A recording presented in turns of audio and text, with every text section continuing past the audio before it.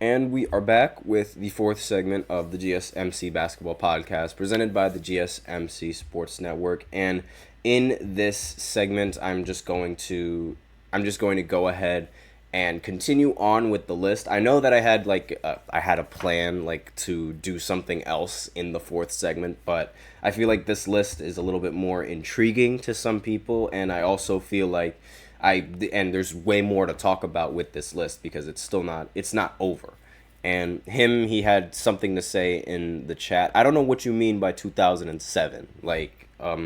What player are you talking about, and what does that mean? Because I have no idea what 2007 means. But aside from that, we left off on Kevin Durant, who was ranked ninth on this list. I personally, again, I've said before, I probably would have ranked him just, a little bit higher. But if you don't want him in the top 10 athletes, I can understand that as well, because I would rank someone like Giannis as better than, Kevin Durant, at least all time. But I can understand why. I could understand both ways. The only reason why I personally have Giannis over Kevin Durant all time is because Giannis has, he has the defense. His offense is it's a little bit less than Kevin Durant's offense, but he was able to beat him in the 2021 finals. And he was also, again, Kevin Durant, he needed the Golden State Warriors in order to be great and in order to be cemented in history with a championship, where Giannis was able to stay with his team and be, the face of his team. He might not have been the closer, but he was by far the face of the team. So next player on this list, and the last player in the top 10, is Dirk Nowitzki. So he arguably one of the best foreign players to ever play in the NBA. He is a 2011 NBA champion, 2011 Finals MVP, a 2007 MVP, as well as a 14-time All-Star and a 12-time All-NBA. He's arguably one of the best power forwards that the league has seen, and he arguably one of the best shooting big men that the league has seen as well. He was probably the first power forward that was more heavy on the offensive side of the ball than he was on the defensive side of the ball.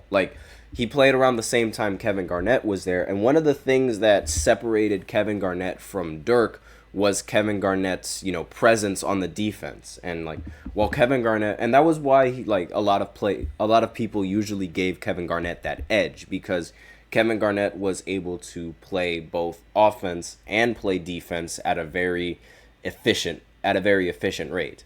Similar to this next player on this list, Giannis Antetokounmpo. Now, similar to Dirk Nowitzki, he is also a power forward who is fighting to hold the title as best international player in the history of basketball, as well as, I completely forgot. Dirk started that trend.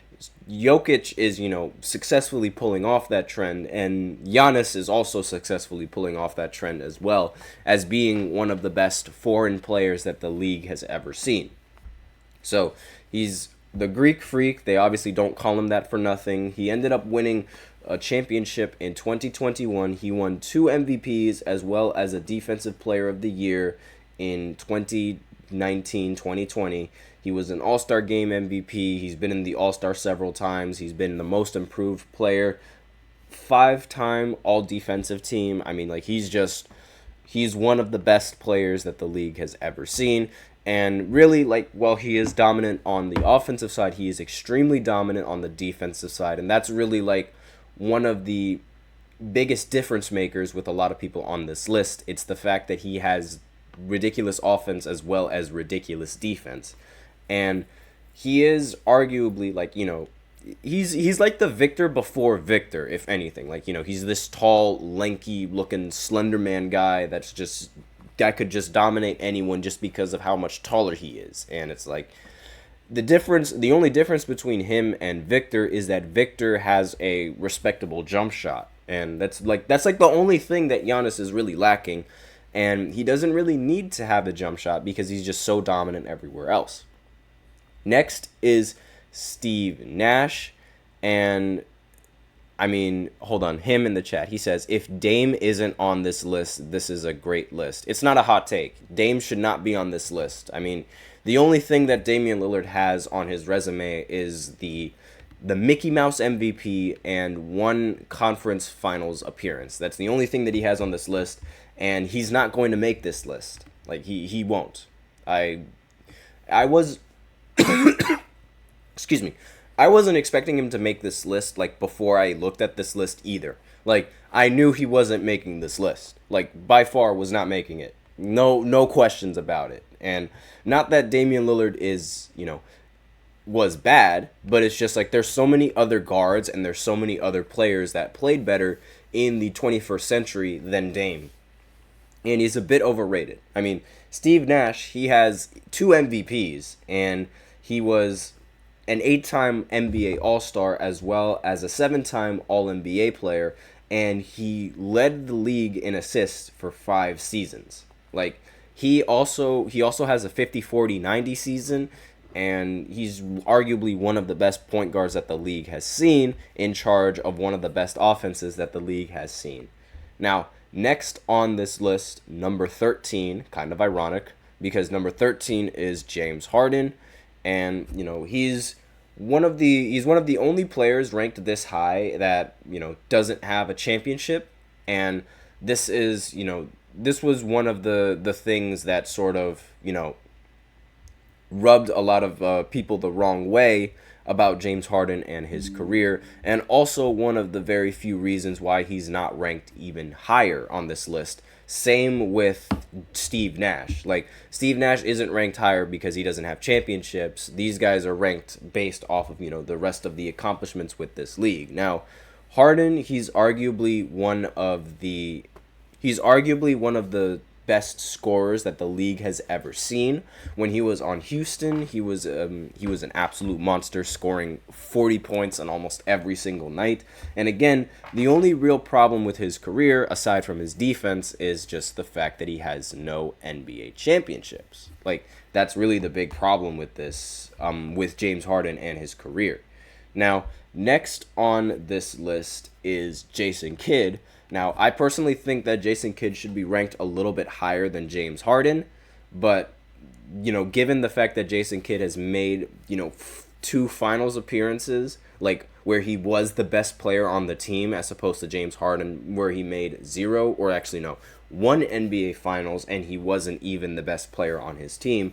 However, Jason Kidd, a lot of people, they also forget that Jason Kidd also ended up winning a ring with the Dallas Mavericks with Dirk Nowitzki in 2011. So he does have a ring on his resume. It's just he wasn't the best player on the team, and he wasn't really leading the team in much during his championship run. But, aside from that, being ranked in the 14th spot is definitely nothing short of impressive. And then here comes another point guard on this list, Chris Paul. Again, one of the very few players on this list that doesn't have a ring, but his career and his resume, it can still be talked about, and people can still respect it, despite, the fact that he doesn't have a championship ring. And while he is, while he is known for having some of the biggest collapses in postseason history, his career in the regular season is just so good that you absolutely, you have to include him on a list like this, right? Like, he was an All-NBA player 11 times, and he was a 9-time All-Defensive player, a 2013 All-Star Game MVP, Rookie of the Year in 2006, and he is a 6-time steals leader along with a 5-time assist leader. Like, he's just amazing in the regular season. And him in the chat said he would rather have Russ. I actually don't agree with that at all. Like, Chris Paul, like, while he is a playoff choker, right? While he isn't that good in the postseason. Realistically, he has done just about as much in the postseason as Russell Westbrook has done in the postseason. Aside from that one finals appearance that they both have, they haven't really done much in the postseason, right?